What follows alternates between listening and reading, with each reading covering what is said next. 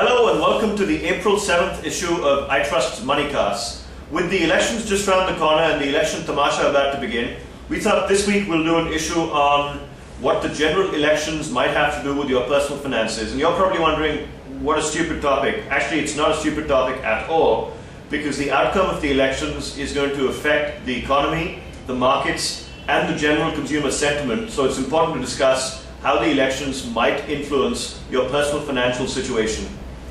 The first thing I'd like to say is that we're not political forecasters. We don't have any views on politics one way or another. What we would like to add is that based on what we see and read, it looks like it's going to be a coalition government again with a whole bunch of new members and existing members as a part of the coalition. There might be many political compromises that are also stuck, and all this means that the general level of uncertainty is going to rise in the economy. So let's go through what it means for the stock market, for insurance, for your salary, for taxes, for inflation, for real estate investments. Well, first of all, let's discuss the stock market. And the stock market just does not like uncertainty. We need clarity for the stock market, otherwise the markets are very volatile. That is, they keep going up and down, often with very exaggerated up or down days. So what you need to do, first of all, be prepared for this volatility. If you're unsure and you're not willing to take on this risk, then get out of the stock market as soon as possible. Finally, if you do have some surplus cash available, keep that handy so that you can invest in the stock market when your certain desired stocks on the wish list finally become cheap again. Let's move on to what it means for real estate. Again, with the political situation, which might turn out to be a little bit uncertain, what it means is that we're going to have a whole lot of negative sentiment on the property sector as well, all across India. So what do? Well, if you are a seller of your property and you're getting a good price today, don't wait to get an even better price a month from now, because things could be a lot worse. Sell right now if you're getting a good price.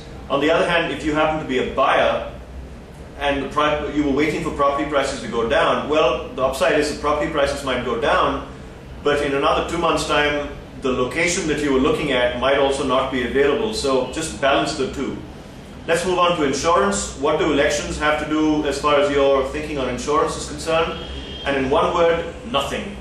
You need to have adequate amount of insurance coverage, independent of who's in political power. So as far as life insurance goes, make sure your human life value is covered and that you've got personal accident and disability insurance coverage. Make sure that you and your family are adequately protected for health insurance and for all kinds of health emergencies. And make sure your different assets such as your home, your contents of the home and your car are adequately insured as well. What does the election have to do with inflation going forward?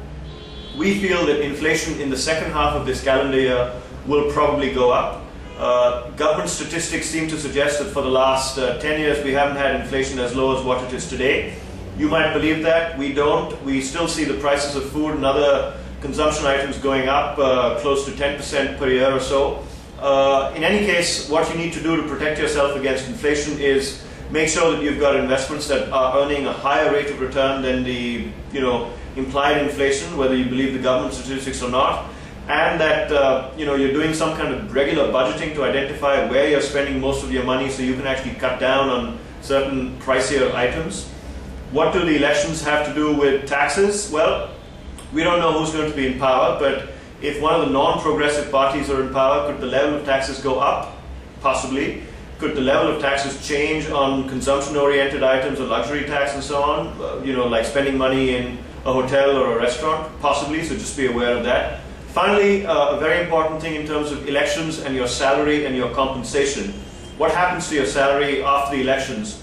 We don't know right now, but we think that if the political uncertainty in the markets was to continue and companies continue to be somewhat nervous or anxious about the future, your expectations for an annual salary increase and increase in your compensation might not be met, so just be aware of that.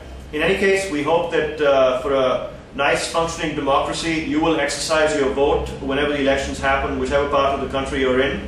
And do take care of casting your vote responsibly, and more than anything else, take care of your personal financial situation independent of what the political outcome might be. So all the best. Bye-bye.